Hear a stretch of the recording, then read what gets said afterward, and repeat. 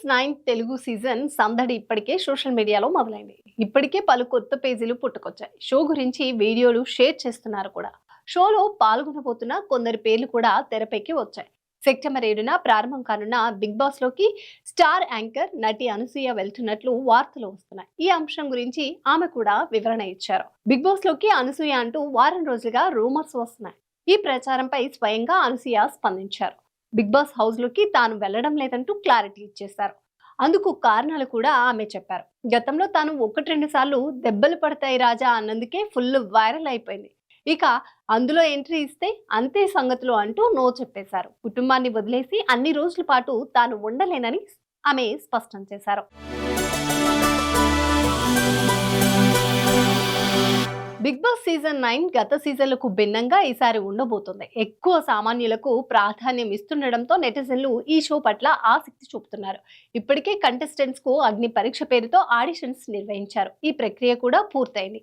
ఈ ఆడిషన్స్ లో న్యాయ నిర్ణేతలుగా నవదీప్, బిందు మాధవి, అభిజిత్ ఉన్నారు. ఆగస్టు 22వ తేదీ నుంచి ఈ పోటీలకు సంబంధించిన ఎపిసోడ్ స్టార్ మా ప్రసారం చేయనుంది. ఆంధ్రప్రదేశ్ రాజకీయాల్లో ఇటీవల కాలంలో సెన్సేషన్ గా మారిన ఎమ్మెల్సీ దువ్వాడ శ్రీనివాస్, దివ్యల మాధురి ఈ సీజన్ లో జంటగా అడుగు పెట్టనున్నారని జోరుగా టాక్ నడుస్తుంది.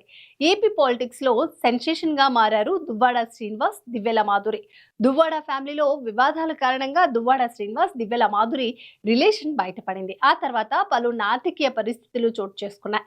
ఇక నాటి నుంచి ఈ జంట పలు కార్యక్రమాల్లోనూ ఇంటర్వ్యూల్లోనూ కలిసి పాల్గొంటున్నారు.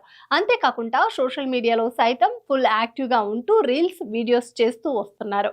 ఇక బిగ్ బాస్ కి గతంలో కూడా కొన్ని జంటలు, కుటుంబ సభ్యులు కలిసి పాల్గొన్న సందర్భాలు ఉన్నాయి. ఈ మేరకు దువ్వాడ శ్రీనివాస్, దివ్యల మాధురులకు ఉన్న మీడియా క్రేజ్, వారి వ్యక్తిగత జీవితంపై ప్రజల్లో ఉన్న ఆసక్తిని దృష్టిలో ఉంచుకొని బిగ్ బాస్ టీం వారిని హౌస్ లోకి ఆహ్వానించి ఉంటుందని భావిస్తున్నారు.